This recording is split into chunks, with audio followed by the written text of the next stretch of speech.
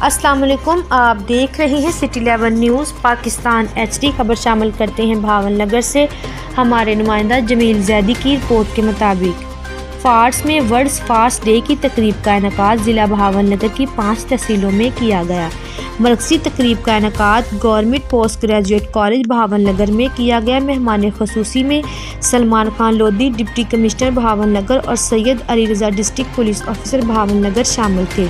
محکمہ جنگلات بھاون نگر فارس سب ڈویژن کی طرف سے کالج کے لان میں 1000 پودے شجرکاری کیے گئے، جبکہ 2600 پودے مفت تقسیم کیے گئے۔ تحصیل مچن آباد میں گورنمنٹ ہائی سیکنڈری اسکول منڈی صادق میں 1000 پودے لگائے گئے، جبکہ 3900 پودے مفت تقسیم کیے گئے۔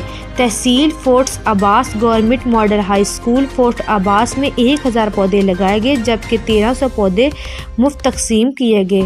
میڈیم ہائی وے روڈ چشتیاں پر 1000 پودے کی شجرکاری کی گئی، جبکہ 1300 پودے مفت تقسیم کیے گئے۔ تحصیل ہارون آباد میں میاں والا ٹوبہ کمپارٹ نمبر 1 میں 5000 پودے لگائے گئے، جبکہ 1300 پودے مفت تقسیم کیے گئے۔ ضلع بھر میں بڑے پیمانے پر شجرکاری کے فروغ کے لیے 9000 پودے مفت فراہمی، پودا جات 1400، جبکہ دیگر سرکاری محکمہ جات 1500، اس طرح کے کل ملا کر 2900 پودوں کی شجرکاری مفت تقسیمی کی ٹارگٹ کا اصول بنایا گیا۔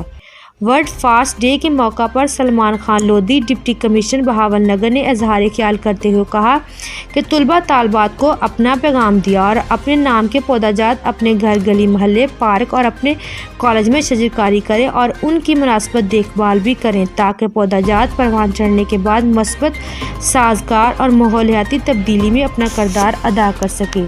مزید خبروں کے لیے دیکھتے رہیے سٹی 11 نیوز پاکستان HD۔